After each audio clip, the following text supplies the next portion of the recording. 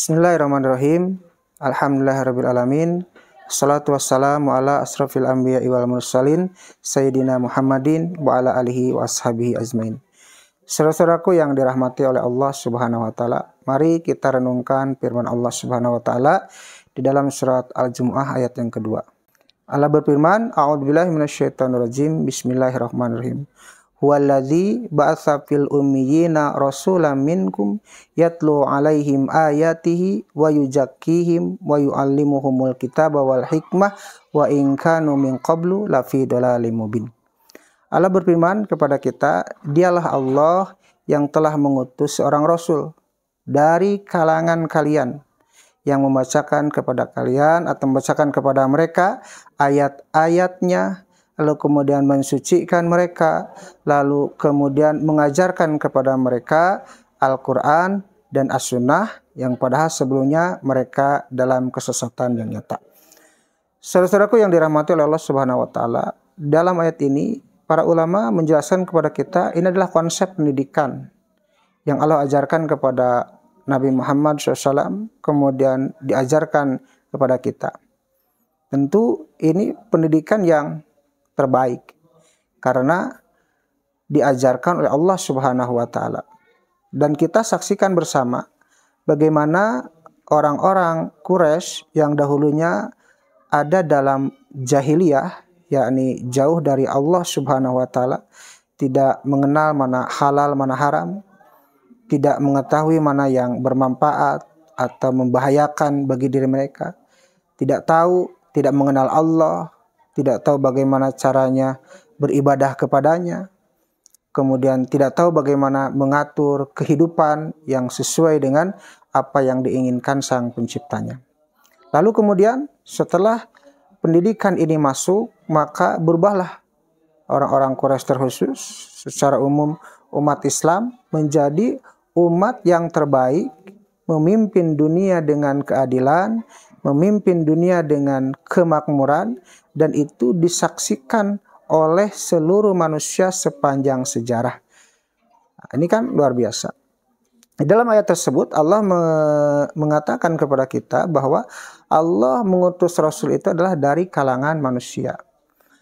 Supaya apa? Supaya kita bisa melihatnya tentu saja. Kemudian supaya kita bisa mencontoh bagaimana ketika Rasulullah mengatur keluarganya, bagaimana keseharian Rasulullah, bagaimana Rasulullah mengatur masyarakatnya, dan dari seluruh lini kehidupan tercatat dengan sangat rapi, dengan sangat sempurna, dan bisa disaksikan oleh para sahabat pada waktu itu, yang kemudian sampailah kepada kita lewat para perawi. Tentu ini adalah kenikmatan yang sangat luar biasa.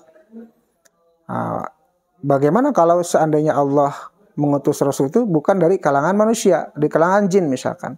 Tentu tidak akan sampai apa yang ingin Allah kehendaki diterangkan kepada kita. Maka ini kenikmatan yang luar biasa. Allah telah mengutus manusia yang terbaik, pilihan Allah Subhanahu wa Ta'ala. Nah, kemudian apa tugas Rasulullah SAW? Ini adalah konsep pendidikannya. Yang pertama adalah membacakan kepada mereka ayat-ayat Allah, ayat-ayat Al-Quran. Maka hendaknya yang harus ada di dalam konsep pendidikan adalah bacaan Al-Quran. Jangan sampai di rumah umat Islam tidak ada bacaan Al-Quran, di sekolah tidak ada bacaan Al-Quran. Karena ini berarti bertentangan dengan konsep pendidikan Rasulullah SAW. Kemudian yang kedua adalah mensucikan fisiknya, mensucikan hatinya.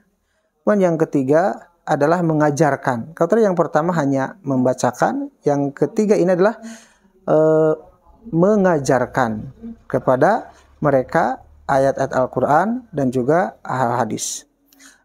Hadirin yang dirahmati oleh Allah Subhanahu wa Ta'ala, kita diperlihatkan oleh Allah Subhanahu wa Ta'ala bagaimana suatu negeri yang diberkahi oleh Allah Subhanahu wa Ta'ala, yakni negeri Palestina, negeri yang terbanyak penghafal Al-Quran, konsep pendidikan yang luar biasa. Kita saksikan dari media-media elektronik, anak-anak kecil yang masih sangat belia bagaimana keimanannya kepada Allah sangat luar biasa. Bagaimana mereka mengetahui bahwa kehidupan itu bukan hanya di dunia saja. Mereka sangat yakin tentang kembalinya kepada surga jika mereka mati dalam keadaan Islam, apalagi dalam memperjuangkan Islam. Bagaimana mereka meyakini keindahan surga sehingga mereka tidak menakuti kematian. Justru mereka mengharapkan kematian di jalan Allah Subhanahu wa taala. Dan ini tidak ditemukan di setiap negeri Islam gitu. Tetapi luar biasa bagaimana anak-anak kecil di Palestina bisa dengan keimanannya seperti itu. Nah, jika kita perhatikan, karena konsep pendidikan mereka baik di rumah, di masyarakat, dan juga di sekolah memang diajarkan Al-Quran.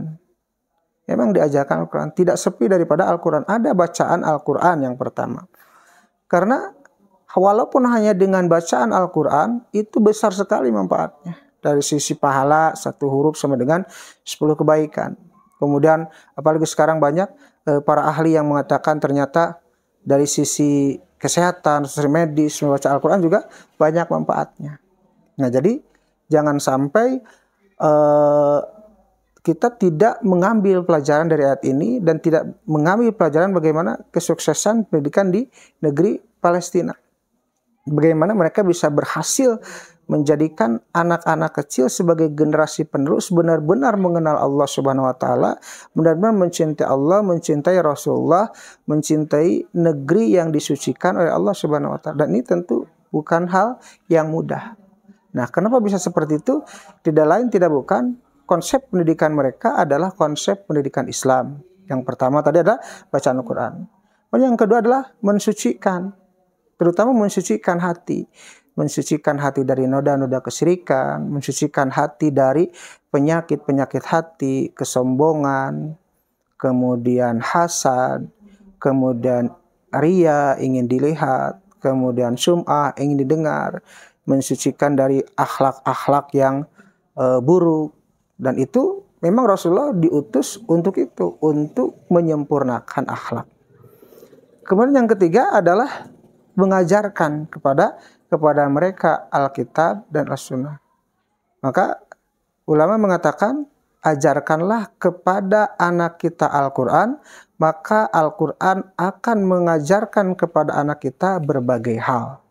Jadi sangat disayangkan kalau ada satu wadah pendidikan ternyata tidak ada bacaan Al-Quran. Berhari-hari tidak ada bacaan Al-Quran, berbulan-bulan, bertahun-tahun.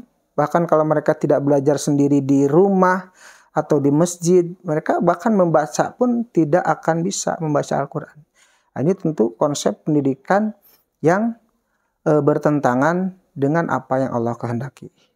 Maka mari kita mengambil hikmah daripada ayat tersebut, surat Jum'ah ayat yang kedua.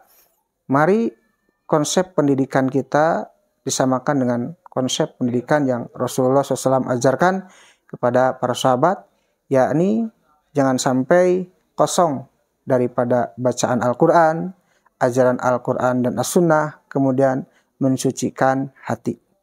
Jangan sampai hanya mempelajari ilmu dunia. Bahkan lebih celaka lagi, ilmu dunia tidak dapat, ilmu agama juga tidak dapat. Ilmu agama penting untuk kita pelajari. Ilmu agama itu yang akan membimbing selama kita hidup di dunia ini. Mudah-mudahan Allah melapangkan hati kita, melembutkan hati yang keras sehingga kita bisa mengambil pelajaran daripada ayat tersebut.